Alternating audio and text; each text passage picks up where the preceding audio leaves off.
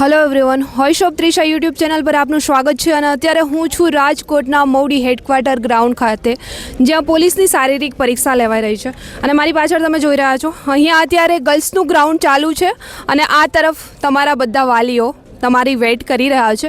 Daily તમે મારા motivation video જોઈ રહ્યા છો, પરંતુ આજે આપણે તમારા વાલીઓ છે એમની પાસેથી જ ડાયરેક્ટલી જાણીશું કે વાલીઓ ડાયરેક્ટ તમારા માટે અહીંયા કેટલા સમયથી વેઇટ કરે છે અને તમારા તરફથી એમની શું અપેક્ષા હોય છે જ્યારે જઈને તમે અંદર દોડી નથી શકતા.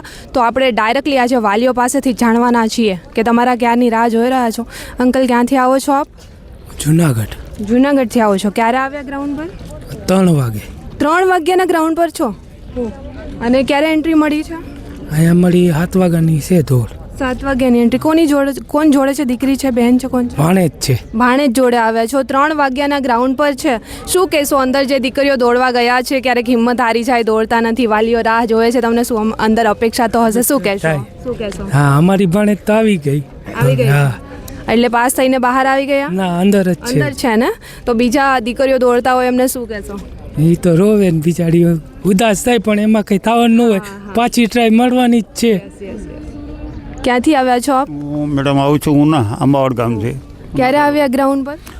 4 વાગે. 4 વાગ્યાના તમે પણ છો? હા. અચ્છા, શું કહેશો? જે બીજી દીકરીઓ દોડતા હોય કે હિંમત હારી જાય ત્યારે કહેવાનું કે દીકરીઓને કહેવાનું ખૂબ હિંમત અને સંઘર્ષ કરે, મહેનત કરે અને પરિશ્રમનો કોઈ વિકલ્પ નથી. અને વાલીઓને પણ મારી એક વિનંતી કે દીકરીઓ કે દીકરા હોય એમના જીવનમાં આગળ વધે એના માટે ખૂબ એમને સહકાર આપે અને એવી રીતે પ્રોત્સાહન આપે, સહકાર આપે. ક્યાંથી આવો છો આપ? પોરબંદરથી.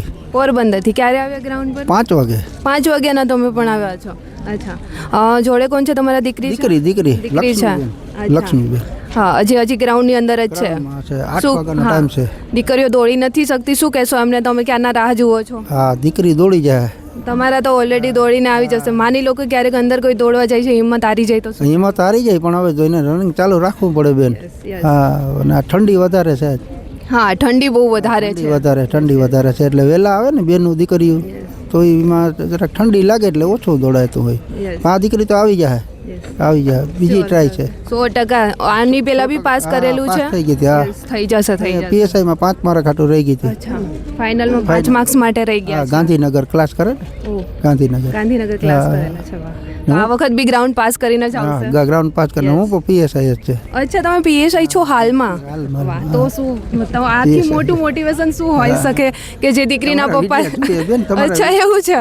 ડેઈલી વિડીયો પણ જોવો છો કે પપ્પા જેમના PSI છે એમને બીજા મોટિવેશનની જરૂર શું પડે? તમે અહીંયા એટલે ઓળખી ગયો હું તમને. અચ્છા, એવું છે.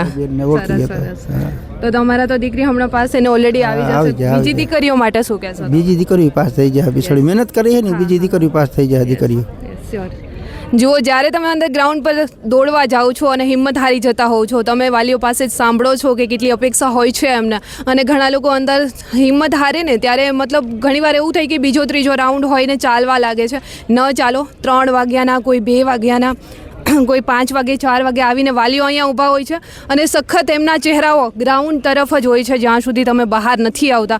એકવાર હિંમત કરીને દોડી જજો. અહીંયા તમે જ્યારે ગ્રાઉન્ડની બહાર નીકળો છો, વાલીઓની એવી જ અપેક્ષા હોય છે કે મારી દીકરી છે, બહેન છે કે વાઈફને લઈને આવ્યા હોય તો એ પાસ થઈને આવે. બરાબર છે? ક્યાંથી આવ્યા છો આપ? ગીર સોમનાથ. ગીર સોમનાથથી આવો છો. કેટલા વાગે આવ્યા ગ્રાઉન્ડ પર? 4 વાગે. 4 વાગ્યાના આવી ગયા છો. કેટલા વાગ્યાનો ટાઈમ હતો? 8 વાગ્યાનો. 8 વાગ્યાનો ટાઈમ હતો. જોડે કોણ છે? સાડીને લઈને આવ્યા છો. શું કહેશો? જે અહીંયા અત્યારે રનિંગ કરે છે દીકરીઓ, એમને તો એમના માટે? દીકરીઓ માટે તો મહેનત કરવાની અને દોડવાનું અને કાયમી પ્રેક્ટિસ કરવાની, એટલે ચોક્કસ પાસ થઈ જાય. વાલીઓ થઈને બહાર ઊભા છો, શું કહેશો? વાલીઓને અપેક્ષા હોય છે? હા, વાલીની તો અપેક્ષા ચોક્કસ હોય જ છે કે મારી દીકરી પાસ થાય. હા. ક્યાંથી આવ્યા છો? પાટલી તાલુકો. પાટલી તાલુકો. કેટલા વાગે આવ્યા ગ્રાઉન્ડ પર? મને આવ્યા હતા મતલબ 6:30 વાગે. 6:30 વાગ્યાના આવ્યા છો. ટાઈમિંગ શું હતું? ટાઈમિંગ નંબર 7 વાગ્યાનો લાસ્ટ ટાઈમ હતો. અચ્છા, હજી બહાર નથી આવ્યા. નથી આવ્યા. શું કહેશો બીજા દીકરીઓ દોડવા ગયા છે તમે વાલી તરીકે?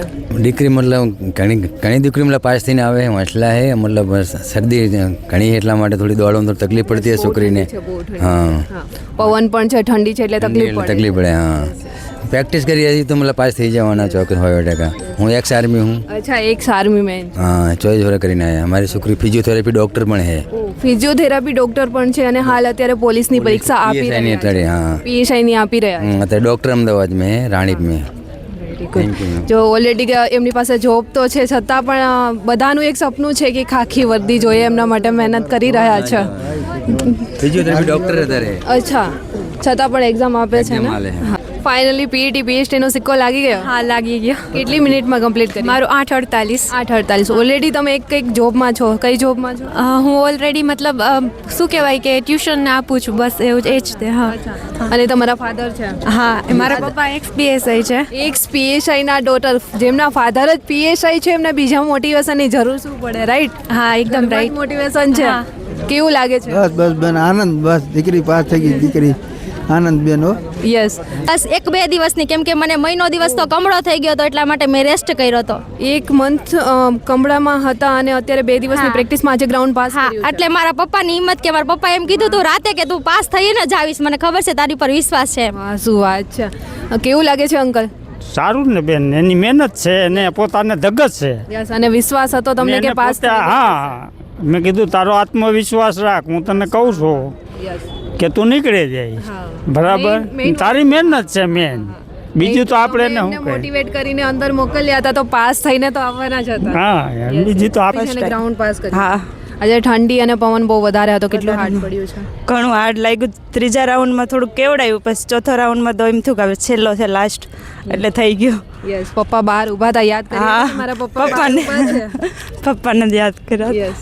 કેવું લાગે છે તમારા ડોટરે Yes. પાસ કરીને આવી ગયા છે? ચોક્કસ. આ છે વિદ્યાર્થિનીઓના પપ્પાની એક્સપેક્ટેશન અને આ છે એમનું મોટિવેશન, કે દરેક દીકરીનું મોટિવેશન એમના પપ્પા હોઈ શકે અને હિંમત. આજે તો દરેક વ્યક્તિ છે, દરેક વિદ્યાર્થીના પપ્પાએ ખુદ એમને મોટિવેટ કરતા હતા, તમે સાંભળ્યા છે.